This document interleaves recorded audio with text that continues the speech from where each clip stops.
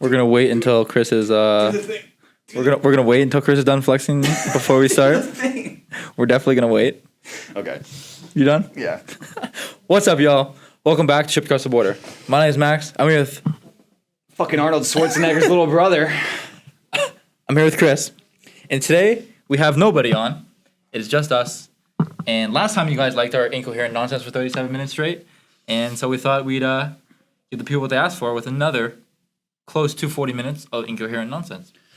We've been rocking it out lately. We have so much stuff planned for you guys. I'm not going to lie. We got 6 episodes in the next 4 Let's talk days. about what the podcast is going to look like in the near future. So basically, because I'm going to be in Milwaukee, English. Have you explained what you're doing to the podcast? I think I've done it like 9 times. I have a sales internship in Milwaukee where I'm going door to door Sales selling. internship. Hopefully he doesn't get kidnapped because he found it on Indeed. Where'd you find it? Indeed, yeah. In Milwaukee. Sales internship in Milwaukee doing door to door sales, selling pest control. Hey, we're the bug guys. Didn't mean to bother you. Would you like to get rid of your ants, wasps, and any other pet service need? I haven't read the script. I'm not gonna lie, but basically I'm gonna go do that, and he's gonna be in Toronto working for an accounting firm that his dad currently works at. Insurance. Sorry. So that's about a 8-hour gap between me and him, and there's no way I can do virtual because I'm broke and don't have a laptop. So we're left with doing 6 podcasts in the next 3 days. Yeah, so basically we're going to stockpile a lot of good guests for you guys, and then Chris actually has some interesting people he's working with this summer. My sales manager played Division I basketball at Marquette, and apparently he's gnarly. He wants to run ones. I'm gonna get fucked up. How old is he? Late 20s. I'm gonna get fucked up. And then Chris will probably come to my house, and we'll have another couple basement episodes, and we're not. Oh, we got a few of those lined up. I'm more nervous for that episode than I am any other episode we've ever done. We'll keep that guest on wraps. Secret until the episode drops. So just know it's our biggest fan and biggest hater, and everything in between. If you're watching this, you know who you are. And yeah, and so we got a lot of content stored for you guys. Just because we're busy doesn't mean we're gonna be giving up. We're gonna keep every Wednesday, 9 a.m. on Spotify and Apple Podcasts, 3 p.m. on YouTube. Every single Wednesday. Never gonna let you guys down. Gonna be there for the rest of your lives. So tune in. Yeah, we're gonna keep grinding. So what's the first thing you want to talk about? Okay, so here's the first thing, right? So basically, in my day-to-day life, I talk to a few people who want to go play college basketball, and I try to take these epiphanies that I have and format them in a way that makes sense that I try and say the same things that I said to them to the podcast. So the first thing I'm going to say is, and I came to this conclusion while I was going for one of my nightly walks. Well, we could talk about the cut and the nightly walks before we get into that. I don't care. Basically, guys, I'm down 15 pounds in 9 weeks. We are shredding body fat at an alarming rate right now. And I, to Max's attestation, have been quite miserable for the last 3 weeks of it. Yeah, we fucking know. He's cutting, so he's taking his calorie intake and dropping it. I'm neurotic about it. And he's neurotic about it, so he's taking... A lot of people refer to him as, Yo, Chris, macro boy. How the macros looking? Because he is very anal about his macronutrients. I like to use the word neurotic. Anal makes me feel some type of way. And I might be a little gay. And, so he has resorted to the most basic foods, including, but not limited to, eating a whole pack of plain white wraps. Wait. Fucking gas. Which I was trying to explain to him that if you were going to try and get your calories in, there are probably over 100,000 foods that are above a plain wrap in the world. Today he put a banana in the wrap before his workout. Also fucking gas. And I think that is also there's 100,000 combinations. No, I'm not gonna lie to you. When you really get into the nitty gritty of not having, so I don't have much bread right now. I'm not restricting bread by any means, but it's so calorie dense that I don't have that much of it. So having a wrap or 2 or 5 before I went to go lift today was damn near euphoric. And putting a banana in it felt like the same level of craftsmanship as it probably took to create fire for the first time as a human. Like, I thought I discovered fucking bread. Dude, oh my God.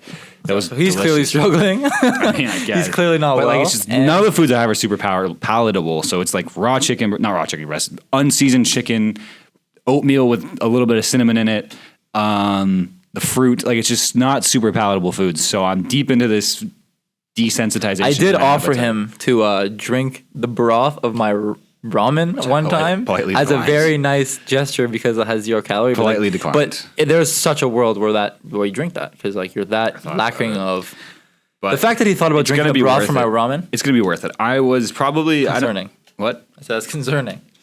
I'm probably going to be at, ideally by the end of this next week, 14% body fat. So it could be low. I don't know. But I was probably peak bulk, 25% body fat or something like that. Maybe that's a little high. But I was. Give him pounds because that's. Well, I was 220 pounds on the highest end of the bulk, and I'm currently 191. So. Yeah, so it's only 30 pounds down. Yeah. So, but since I really started like actually dying on my calories, it's like 15. But yeah, so we're at the tail end of that. And is it worth it? I don't really know at this point. But yeah, so tell him about your nightly routine where you go for a. Oh yeah, so back to the actual point of the whole loop-de-loop shit that we had to get back here. I was on a nightly walk, and I thought about the fact that I have now interviewed 65 college athletes, 7 coaches, been around college athletes and college basketball for the last 2 years of my life, and I had this innate moment where I realized there's nothing special about any of these college athletes. A large majority. And I mean that in the most large respectful way possible. There's not some magical gift that they were given that allowed them to play college basketball. It's just, one, they put themselves in a position to succeed, which is what we're going to talk about next. But also, it's just work, man. If you have any level of talent in the natural ability in the basketball sense, applying yourself and just putting in the work is all you need to get to play college basketball. It's not that far out of reach for most of you watching this. And I say that with a genuine heart. Like, I've seen the kids who have made it and I've seen the ones who have not. And the only limiting factor that I've seen for most of them is the fact they just don't work that hard. Even when some of the kids that make it to this level, I've seen how hard they work. It's not crazy and out of the realm of your ability. Like, it's really not that insane. It's just 3 to 4 years of barreling down and fucking getting your shit together and working your way towards this goal that is college basketball. It's not super out of reach for most of you. It's like, so I think I talked about how I'm reading that book. I've talked about it a couple of times, but I'm currently on page like 205, and I just committed to reading 5 pages every single day. And now it starts off, okay, I'm closing the book, and now it feels like I haven't even read anything when I close the book, and the bookmark is literally right beside the cover page. But blink of an eye, compound interest, I'm like probably 2 to 3 days away from finishing the book, and that's 200 pages and like what, 25, 20, whatever, how many days it is. And it's literally just the power of compounding small wins over a long period of time. It's the same with the fucking cut, bro. Like, the magic you're looking for is found in the work that you're avoiding. You take that from somewhere? I stole that from multiple places, but it's That's like, it's just so, it's so simple. It's so fucking simple. The shit you want in your life is attached to consistent, daily, boring work. And that just repeatedly is coming up in my life of dialing my calories back 600 every single day, getting up and doing dribble workouts, just recording the podcast, making notes, all of these little boring tasks that you know you need to be doing. If you just barrel down and actually suck it up and do the shit you need to do, college basketball is not that far out of your attainment level. And then that kind of goes into what you were saying about the positioning thing. Before that, so I'm obviously in the cut. Not in the cut. Not in the cut as in cutting. In the cut as in like in the thick of college basketball. And so I'm looking from an inside perspective, but you as an outside perspective can kind of, and who's floating around the gym, the weight room, can see who's actually putting in work and the trajectory and the progression of how much better they're getting. So you want to talk about that a little bit because you have a unique with avoiding names. With avoiding names, because you have a unique position of you hang around all of us. You're in the weight room with like working out a bunch of guys on the court with me, or just watching runs, so you can really see who's putting in the work, and then also how it's transitioning, transforming into how they're playing in open gym and elsewhere. Let me gather my thoughts for this one. So, because it's hard to do this without saying names, but like I said, with this I've interviewed damn near, we're getting close to 100 college basketball players / athletes, and the ones that stagnate and end up sitting on the bench for 4 years, most of them don't understand why that's happening to them. But if you just watch their off season and you watch their weight room sessions and you watch the things they do in their spare time, because like I said, I've been around them for 2 years now as damn near an outsider and on the inside last year, you could see why they're getting the results that they are. It's never a mistake that you end up succeeding in the path that you end up succeeding on. Like, success doesn't fall in your lap.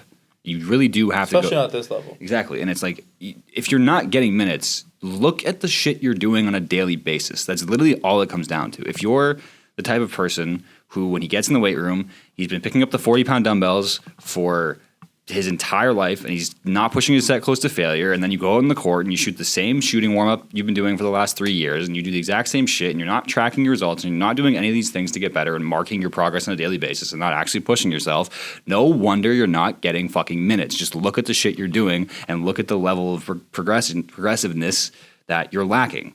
It's fucking simple math, man. But it's also like a teeter-totter, because on one end, 100% you need to be constantly evaluating and yourself, but also on the opposite end of the spectrum is you also could be doing the right things. You just have not given yourself a long enough time horizon. You can't expect to work out 3 days and then be deezed. Or you can't cut your calories by 600 for a week and then expect to lose 20 pounds. Mm-hmm. Like, it has to be compounded a long period of time. So you have to really be honest with yourself in the sense of, is what I'm doing working? Am I seeing results? And either change it up, or have I been doing it long enough in order to see results? And you have to kind of think, even maybe before you start the process, is how long should I be doing this until I should see some sort of results? And if not, then when should I change that? And what would be your pivoting moment? These are all things you kind of need to think about. Push or pivot, baby. I think you should probably segue into positioning after that one, because it's a pretty good segue. The two things I feel like that, I guess, deliver success the most in basketball, in life, and anything is leverage and positioning. So to start, positioning is obviously just your position relative to the things that you want. And so basketball-wise, let's just say you're a recruit. And let's just say me and Chris are both in high school, but I go to a prep school in Ohio, and I have coaches at my games, and Chris goes to school at JDSS in Owen Sound, or wherever it is.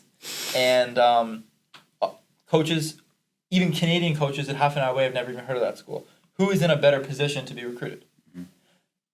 But then Chris can do things like he did, where he drives to Toronto to play in AAU in front of college coaches. And he gets NCSA, which is a platform to reach out to college coaches. And he sends out personal emails. And he goes to camps. And he does all of these things to, yes, Chris might be in a worse position than I am. Mm-hmm. And maybe if me and Chris are doing the same thing, I will end up in a better position. But at the end of the day, Chris will be in a better position than he started with by doing these things. And that directly correlates to basketball recruiting, but also, like, the work is in, like, someone may be a lot more naturally talented than me, but if they don't do anything, and I'm constantly in the gym every day for an hour, just an hour, but every day for a year, I will change my positioning. And it's really about just looking from a broad perspective, going off the river crazy here right now, looking from a broad perspective and seeing how is your position compared to what you want to achieve. You said before the podcast, you can't choose your starting position, but you can choose what you're going to do to change that. Yeah, you can't choose your natural ability. You can't choose. I mean, you can choose where you go. I guess to some extent where you go to school, but like at the end of the day, where you go to school is where you go to school, and there's so many other factors to that. But there are other things you can do to position yourself better to achieve the results that you want. I'm trying to speak from a place of my experience, because I've now seen like just a fuckload of basketball at this point. Like, I've talked to a bajillion players in terms of when going to Toronto and then coming here and Buffalo and all this shit, and like the kids that have that are in a better position usually take it for granted. As in, they are not nearly as motivated or driven as the kid who's stuck in Andover, Ontario, who is playing on broken up concrete and gravel and shooting on nets that don't really work and all this stuff. The kids that are in those positions, in my experience, if they just barrel down and stop using that as an excuse, as like, well, I mean, if I put in all this effort, it's not going to matter because I'm from fucking middle of nowhere. It doesn't matter. It's like, you have advantages in every position that you sit at on the chessboard. It's like, yeah, the kid has all this stuff at his disposal, and the 7-footer can do it, but like, those kids are usually the ones that aren't super motivated to play the sport. And that's exactly who you want to be competing with. Because if you consistently do your dues and consistently put your work in, and you get to that level, who's going to be in a better position now? Mm-hmm. Now you're at the same position. You're both on. That's what I was going to say. Is like, once you get to that college, like, all you have to do is make it to that college level. Who's in a better position? The person who has the work ethic and the built up things that come with it, which is the perseverance, which is the delayed gratification, which is the good habits, or somebody who got there without doing any of those things. Obviously, the person with the habits for success is going to be more successful in the long run. And so, building those like habits is so important. And like you said, you have any position on the chessboard, you have an advantage. Mm-hmm.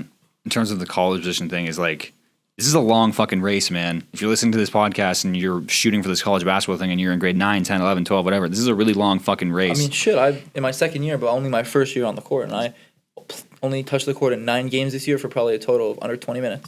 It's a long race, and if you can just focus on your position and how it changes on a day-to-day basis, and then all of a sudden you're going to look up and see that kid that was way ahead of you at the beginning of the race. Now you're side by side, and now you're going to fucking lap him, man. If you just keep doing the things that got you to that position in the first place, it's like if you just keep doing those things, you're going to fucking lap him, bro, regardless of natural ability. The next thing I have written down here, which is what we were talking about, which I think is fucking hilarious, is Elden Ring. That's your forte, brother. No, the fucking basketball player.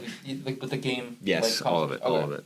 So, we often talk about on the podcast about how you need to have like other things in your life other than basketball, especially like if you're in this position where you're moving away from home and all you have is kind of, you came here with just hoop dreams and you have kind of nothing. Like sometimes it gets lonely when you're just not going right, when you don't like feel confident in yourself because you had a bad shooting day or whatever. So I always, something that I use to alleviate stress and just, I guess, do in my free time is play video games. So I play a lot of 2K with my friends from home, and I like open world, I guess, games. And so I was dogging this game called Immortals Rising. And Chris was like, yo, this game's easy, like, whatever, you need to try this game. I've never played it, but I heard, like, it's ridiculously hard. It's called Elden Ring. It's just a massive, complex, open world game. Won, like, Game of the Year. The open world game. And he's like, bro, you need to get this. Like, if you think you're good, like, whatever, and he was talking mad shit. So I got the game, and I've been hooked on this game. I've been playing a bunch every day, and I've gotten really good. And I'm beating the shit out of this game, too, because I'm that dude in open world games.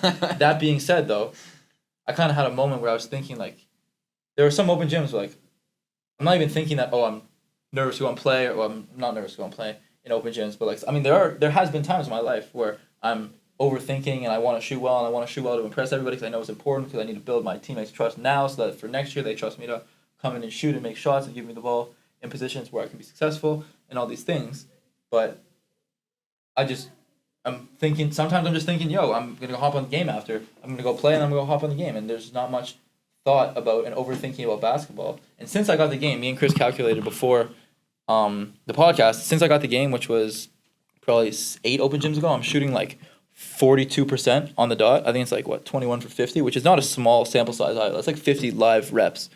And 42% is very, very, very good from 3 in a college basketball 5-on-5. And I just think that goes to the fact that, like, you need to have other things in your life that you're passionate about that bring you joy other than basketball. I think that, and it will help you in basketball just because it alleviates the pressure off of and helps you zoom out. So if you want the real secret to becoming a college basketball player, go buy Elden Ring, and in about a week you'll be there. No, but you to go find something, whether you like to go and play golf. I was going to say hit balls, but they wouldn't know what that. Go play golf or go whatever. Go hang out with friends. Go Vision of someone who just enjoys walking around just hitting nuts. Just go like Chris does. Chris enjoys going for walks, listening to podcasts. Just do things, like have things other than basketball that you're excited to do, so that basketball isn't the end all be all. And I'm not saying don't make basketball a priority, because obviously I'm still lifting 4 times a week with the team. I'm playing at 4 open gyms a week, and I'm getting my own 3 to 4 shooting workouts in per week, plus of everything else that I'm doing. So it's not taking away from what I was doing, but it's just adding something else that brings me joy and positivity and something to look forward to, so that basketball, it allows me to zoom out with basketball and just play basketball as a game and just see it for what it is, instead of taking everything, I guess, personally into heart and like hyper-analyzing everything. this analogy that I'm about to try and use might completely flop, or it might make a lot of sense. So this is like a big off-the-river moment. But I'm going to continue to steal Alex Hormozi's quotes until he acknowledges my existence as a human being. Day 1 of stealing Alex Hormozi's Day 100. But one of the things he talks about is how Warren Buffett is, I hope most of you know who Warren Buffett is. Basically, he's a stock guy, and he's worth hundreds of billions of dollars. And his quote that Alex Hormozi stole from him, that I'm stealing from Alex Hormozi, is money isn't made in the buy or the sell, it's made in the wait. And I've been thinking about that a lot recently in terms of the cut, Alex Hormozi talks about this too, where he says, if success is assumed, if you assume you're going to be a success, the only thing left to define is what to do in the meantime until you become successful. So I've been thinking about this in terms of the cut, and I've been watching it kind of happen in my brain, where it's like, if I assume that weight loss is inevitable, the hard thing about cutting isn't dialing your calories back and eating the shitty food and doing all this stuff. It's the space in between those things. So it's the days where I'm doing absolutely nothing and I'm sitting around on campus and it's a Saturday and I'm watching Netflix and I'm sitting in my room and there's nothing to do, where I go, man, I could really just crush a cookie right now, or I could do something. It's like the time in between the things that you're doing to make you successful is really where shit gets lost. Does that make sense? comparison to what you just said. 100%. Because like I mean, like if I go and I shoot, because I mean, so I'll talk about the tracking thing as well. But I think I've talked about it. Like I'm tracking my 3-point makes and misses and percentages. And so there are days where there has been a day where I went 0 for 11. There has been a day where I went 0 for 9, and like obviously I'm feeling like shit, and I'm just waiting for the next time to have open gym so I can prove to myself, everybody else, that I'm not a shitty shooter, that I can make shots, I can get more pennies on the scale to build the confidence that I am a good shooter and up my percentages. And the meantime, it like sucks, and depending on how your mind is, then you can let one 0 for 9 day compound into other bad shooting days because of how you're using the time in between, and maybe using it to dwell and regret and I should have done this, I shouldn't have this, I shouldn't have shot that one. But if you have something else, like what I was just talking about, then it makes the time in between a lot more bearable and positive, which allows you to cut the sting of the loss that you just got in basketball. Exactly. Because it's like inevitably, we talked about this in the last podcast too, but it's like the things you do give some level of credibility to your self-worth. So when one of them takes a hit and you have nothing else to rely on, that's going to leave you in a really shitty position. But when you have all these other things in place in your life, when one of them really takes a hit, you can turn to the other ones and be like, well, everything's not so fucking bad. I mean, like at the end of the day, you have clean water and you have fucking 2 legs. So what is that to complain about? There's also like a lot of other like perspective things you could think about. Mm-hmm. The other thing I want to talk about is sort of my sales internship, and this is sort of just like a living example of the motto we're trying to push on here, to try and maybe iterate the idea of like, if you're listening to this and you're like, these guys are telling you all these things, like, why the fuck should I listen to you? It's like, well, I'm really trying to live that idea of embrace the uncomfortableness of certain things in order to just grow as a person. And like with the sales internship thing, that's really where I'm going to get at here is I've never sold anything in my fucking life. I'm moving to a state where I know nobody. I'm living in a house with people I've never met before.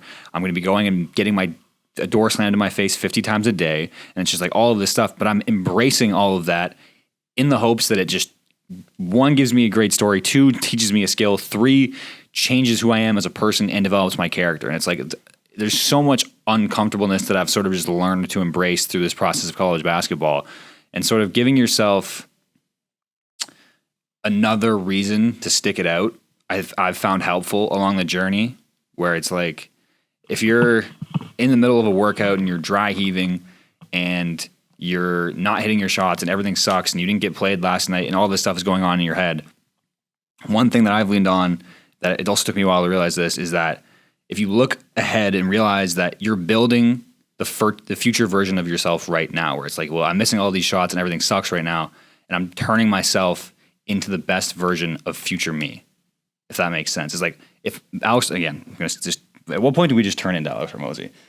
But he talks about building his future self, and fuck, I think I just lost what I was saying. Where he says, so the hard things that you're going through, nope, I lost it again. Pick it up, do something here. We'll fix it in post. I had something there and I completely lost it. My brain. It's all good. It's late. This is the first. This is why I said. So we have 4 podcasts in the next 5 days, and so this is just a start. So This is a little warm up for the next. I guess more credible, more. I got it. If you were trying to develop the skill of patience, you probably wouldn't give yourself things immediately. If you were trying to create a person with good character, you probably wouldn't have a really chill life. If you were trying to become a really good shooter, your shooting workouts probably wouldn't be really easy. I would love to be a really verbally fluent, a really competent person, a really hard-shelled human being who's tough to fuck with.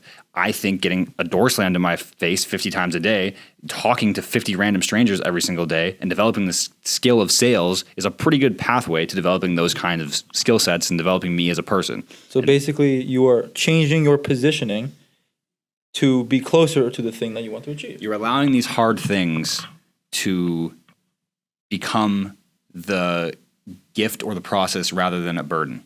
Yeah. And so we can talk. So Chris was helping me with a shooting workout a couple days ago, and he's explaining. And obviously, I'm not doing things. I'm not shooting spot shots. I'm doing things at an elite level because I'm trying to become an elite shooter. And he's like, "Why are you doing some of these things?" And some of these things are, I don't want to say wacky, but like I'm doing shots where I'm starting and I'm doing 180 or 720 or no 270 or 360 into shooting it to work on balance, to work on locating the rim, to work on all these different things.